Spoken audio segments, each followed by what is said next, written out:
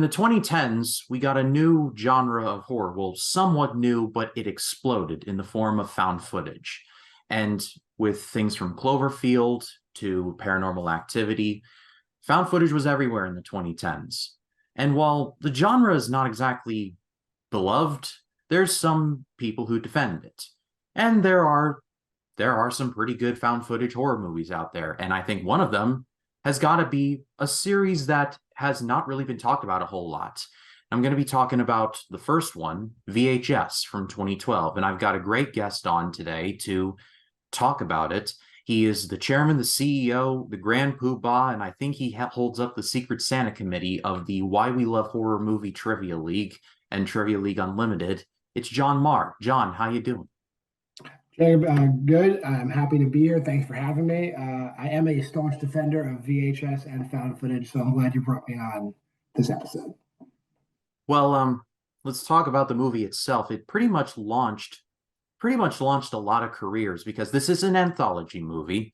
It is made up of several segments, but the segments among the directors included are Adam Wingard, David Bruckner, Ty West, and Radio Silence, who, known by their proper names, are Tyler Gillette and Matt Bettinelli Open. They are the creative force behind the most recent Scream movies and Ready or Not, which Ready or Not is a movie that I love to pieces. But yeah, VHS launched a lot of careers, and you can see the beginnings of their style going forward because Ty West, especially, like, he's doing some quality work with X and Pearl, and you just see it and you're like, these guys are going places. I would agree. Adam Wingard too. Like even though he's kind of fallen into now, he has the MonsterVerse movie. He did Death Note, so he's kind of gone on to these like higher profile movies because he definitely has a significant style, and it's more of like an action based horror, I guess, or just action. But you kind of see that in his segment. He does like the wraparound segment of the movie, and you kind of get that sense because the crew in that part of the movie, they're kind of like a jackass prank crew that are doing like viral videos. And you get that kind of like shaky cam thing that he's good at. He's good at like tracking action. Um, but yeah, you were mentioning Ty West, so go ahead, head Ty West, and Joe Swanberg's in there, Radio Silence. I think we do see aspects of what will come for all these directors in VHS. Yeah, without a doubt. And like I mentioned, this is an anthology movie, kind of similar to like Creep Show or the Twilight Zone movie. It's not one narrative, but several narratives, like kind of short stories, for lack of a better word, like 4 or 5 short stories told into one, and they're all tied together through the narrative of this crew of petty criminals being hired to find a specific videotape that's pretty much a snuff film. However, they got to go through all of these tapes because they are unmarked. And, well, they get more and more grisly as down the rabbit hole they go. I'll be the first to admit, John, at first I was like, this movie's not really grabbing me. I wasn't really caring all that much for the criminals. I thought they were kind of annoying, which I suppose was the point. But at the same time, I was just like, can we just speed this along? And then we get to amateur night, and that's when things really start just going crazy with the succubus thing, which I had always seen the photo of that girl with the big old cut in her head, and I had no idea what the context was of it because I'm like, what does this have to do with a VHS? I don't get it. It turns out it's just the first segment of the movie, and it starts out kind of slow, but then it gets freaky by the end. And it's the theme of all of these segments, really. I think one of the charms of anime, which a lot of people don't really care for, but I like it. It's the fact that the entire movie is shot via like spy glasses. Like the guy has glasses like mine that has a camera like right at the bridge of the nose, and all the shots are filmed via that. So it's a very risky style, and I think David Bruckner pulls it off. And you notice after that, with the succubus and the creature kind of aspect of it, they trusted David Bruckner to do the ritual after that. And that's a huge creature feature movie. So and then Hellraiser. So obviously David Bruckner has gained the trust of the horror community to take on things like that. And I think we see the roots of that in Amateur Night. I think my favorite segment, and I don't know if you'll agree with this or not, but I think my favorite segment was Second Honeymoon, the Ty West one. I feel like that's a mini movie that Ty West directed. Like you see his style there. Kind of like you see it and you think of like X or Pearl. You kind of see the DNA there. They're X and Pearl and Second Honeymoon are two completely different things in terms of story. I think in terms of plot structure and what he tries to go for, I think Second Honeymoon walked so X and Pearl and eventually Maxine could run, if that's fair to say. And that's totally fair to say. And Ty West went on to direct a whole other found footage movie in The Sacrament, and in that, I think that that's a closer tie to probably Second Honeymoon, and just the fact of like how it was filmed and like how the violence is portrayed and all that in the movie. And like Ty West's earlier work, his short here, and definitely his short in the original ABCs of Death, they're just like simple. Like it's a no frills story. Like I would say, Second Honeymoon, in its simplicity, is probably one of the stronger segments in the movie, just because it is literally just two people's vacation footage, and it goes awry. That's putting it rather delicately, but we've got other segments, including Tuesday the 17th, which was directed by Glenn McQuaid.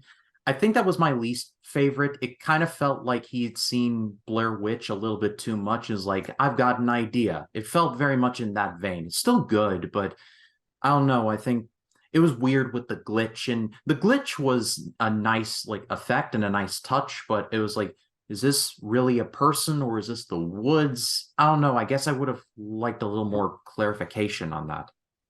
Well, I guess one of the things that with VHS, and you'll see it in like later installments if you go watch the VHS series, is a lot of things aren't explained because it's found footage. So I think the real weakness of Tuesday the 17th isn't so much like that they don't explain what the glitch is. It's just the fact that it's like a mini slasher. It's campy, but it's a little bit too campy. Like definitely the character, like all the characters are just they're a step away from realistic. And if it was maybe a little more like true, if it felt a little more true, it probably would have been a stronger segment. But as far as like a goofy, like 15-minute slasher movie, it hits the mark.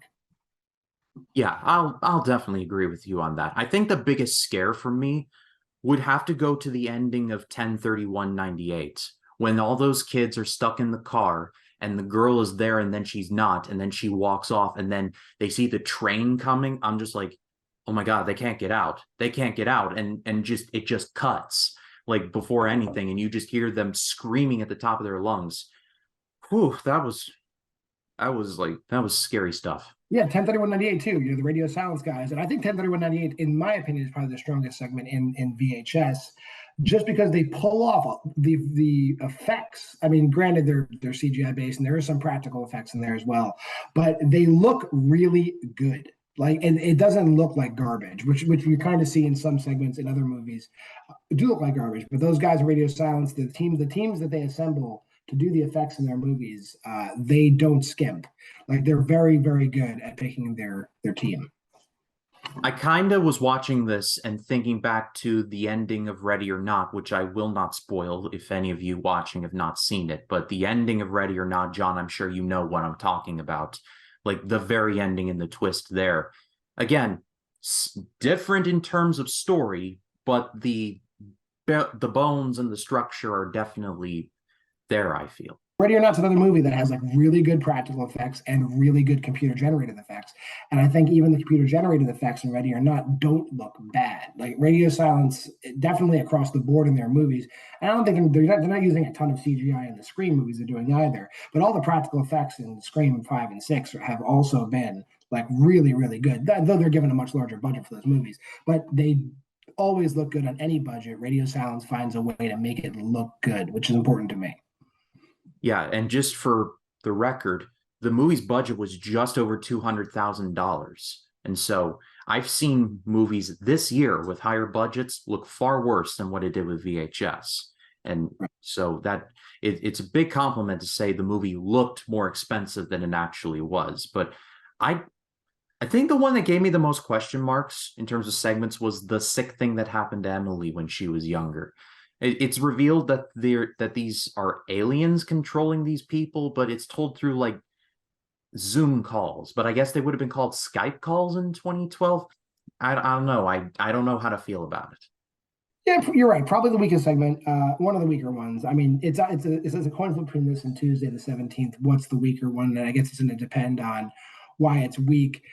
This, Joe Swanberg directed this, and Joe Swanberg is part of this crew. He's usually acting in these movies, like he's in You're Next and he's in XX. He always shows up as an actor, but he does write and direct as well. Just to put it bluntly, this just seems like an excuse to get like two women to take their tops off, pretty much, I would say. And that's, if that's what you're into, it's in the fourth segment, everybody. Yeah, pretty much. And like I said, this is an anthology, and it's all tied together with these these petty criminals trying to find this tape. They can't find it, but just everything is going completely pear-shaped around them. There's an old man in a chair, and then he turns into a zombie by the end. And I'm just like, wow, this house is just, it's not their night for these bunch. And I will say, like I said, they started to wear on me a bit. Like their antics kind of reminded me of A Clockwork Orange, seeing Alex DeLarge and his group like just doing their thing. It's not a ripoff. I want to get that across. It's not a ripoff. It just felt that way. But then when they start getting into danger and then getting like looking for these tapes and then getting increasingly freaked out, that's when the movie started like ramping up for me. And so I would say this is a severely underrated horror anthology, but also one of the 2010s. I feel like now that I've actually seen one of the VHSs, the creativity is just off the charts. And I feel like you would know more about this than I would. There have been, I think, 3 sequels, John? Four, and a fifth one's coming out this year sometime. So, you have VHS, VHS 2, VHS Viral, then VHS 94, VHS 99, and then 85 is coming out this year. I've heard really bad things about Viral, but I've heard good things about the rest. So you would know Viral's better than definitely, I would. yeah. Viral's definitely the weakest one. However, there is one good segment in there. Nacho Vigalando's Parallel Monsters is very good. Um, the first the first segment isn't really even a VHS segment. It's kind of done in the style of a actually edited documentary, so it's weird. It's kind of out of touch. And the last segment is Bone Storm is extremely weird. It's like a kind of like a funny college type film. But you'll see as you go through the movies, the narrative that we see in VHS about these guys looking for the videotapes, they are incrementally expanding upon that narrative. I don't think they totally know what the story is yet. It's more that these like this underground of videotape traders have created if you watch tapes in a certain order, like you can ascend to like a different plane of existence, which is kind of like the plot you'll see if you watch VHS 2, and they tackle it in VHS Viral and 94. 99, they didn't do it so much, but I think they're going to come back to it in the sixth movie. I'm still waiting for all to come to fruition, but the segments that they give us along the way have always been, on the most part, good. One more thing I wanted to bring up before we brought it all home. There was an alternate ending to 10/31/98, and I'm sure you know about the alternate ending where the car doors are actually unlocked. They all get out, the car explodes, and it gets run over by the train, and they look back and they go, man, that was a really loud explosion, huh? I don't know about you, but I'm glad we got the ending that we got. That I don't know how I would have felt about that if they went with a joke ending. Yeah, definitely them, most likely dying, and definitely the camera getting destroyed is probably the stronger ending for that because, again, you don't understand what's going on. Like they never explain, like why, how did they get the wrong house? What was going on in that attic? Who is that girl? What was happening to the house? And then finally, like what happened at the end? There's two kinds of unexplained movies. There's unexplained movies where they're trying to make you feel stupid, and there's unexplained movies where you don't feel stupid. And those are the superior ones. They don't explain anything, you don't feel stupid. 10/31/98 is a very, very well crafted story. And also, we actually get to see what Matt and Tyler Radio Silence actually look like. They have character names that are their real names. So how original there. But They also both appear in Southbound, I believe. I think it's Chad and Tyler are both in Southbound as other characters, and they direct the wraparound segment in that movie.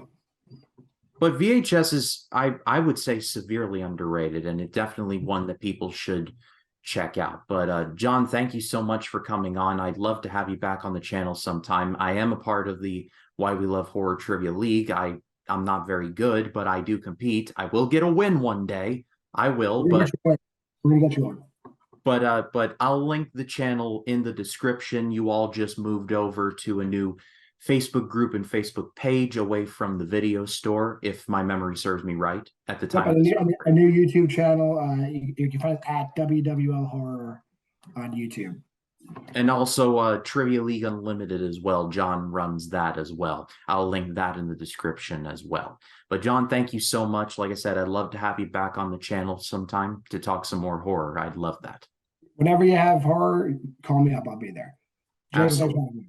Yep. Absolutely. But to close things out, VHS, definitely hunt this one down. It's a severely underrated part of a very, I would say, a severely underrated decade of horror, that the 2010s, because we got so much like branching out from this decade and we're just now leaving it. So I feel like that's worth exploring one day.